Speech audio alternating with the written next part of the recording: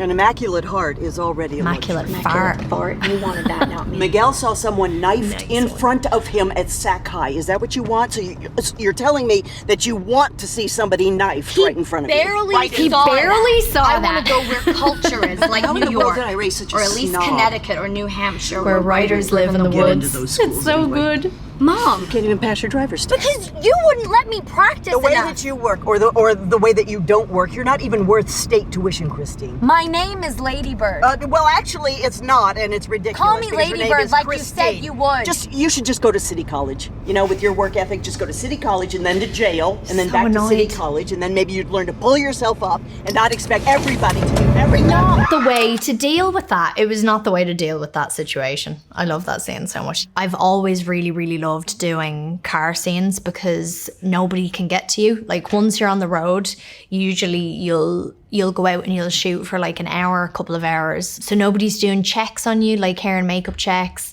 The director can speak to you, but only via walkie-talkie, which is fun. You get to slate before a take, which is also just really fun. And I still love doing that.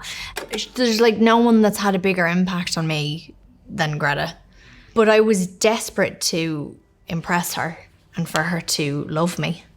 And I think Lady Bird was like a really incredible experience for both of us, but it was like intense. I think for the two of us in a way that it probably wasn't for anyone else on that job. It was her first movie on her own. It was her directorial debut. It was my first time, in my opinion, doing comedy as like a young adult, which is just a genre that I rate so highly.